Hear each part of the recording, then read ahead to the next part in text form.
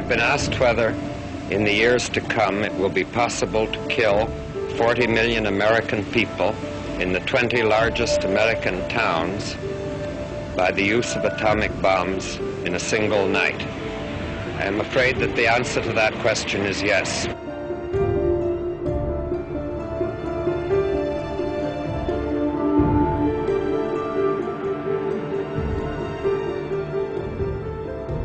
Would the world be better off if we had never understood how to split atoms? Yes, of course it would. But is it possible to go back and rewind that tape? And the answer is no, it's not.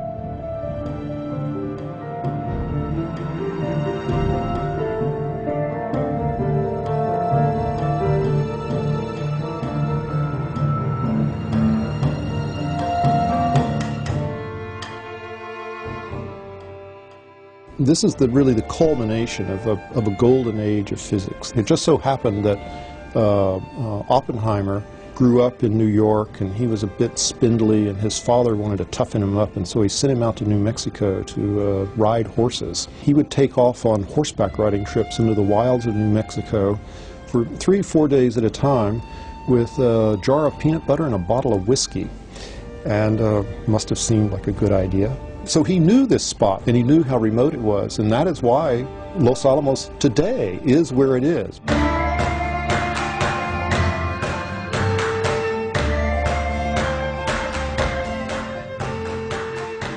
There was a kind of professionalism among scientists and engineers that their job was to do a very specific task and not to make political decisions.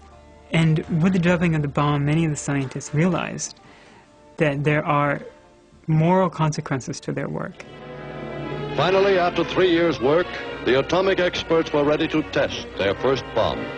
In the control shack was Dr. J.R. Oppenheimer. The automatic controls got it now. Rob, this time the stakes are really high. It's going to work all right, Robert, and I'm sure we'll never be sorry for it. Well, in 40 seconds we'll know. Minus 30 seconds. Now! I know.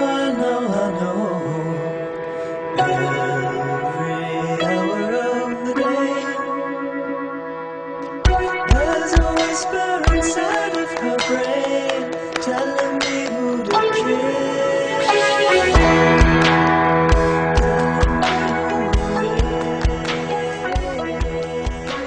The actual seeing of what this uniquely destructive force that man was unleashing, and realizing that it was the same old human beings with the same old limited capacities, led him to then become quite philosophical.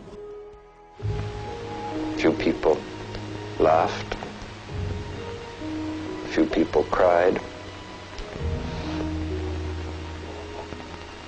I remembered the line from the Hindu scripture, the Bhagavad Gita.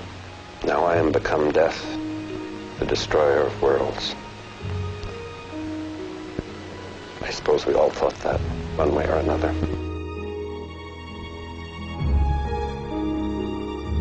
He began to speak about the danger of the weapon. He began to oppose the so-called super bomb, one form of the hydrogen bomb.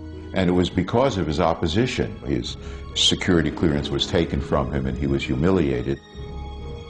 And then Einstein, a few years later, saying that atomic weapons had changed everything except the way we think, that we hadn't understood, and I think we still don't understand that we have created weapons that can destroy us, that can end life on this planet, and we've done that. The question will be, do human beings have the vision to address and to cope with, to survive? I think the only hope for our future safety must lie in a collaboration based on confidence and good faith with the other peoples of the world.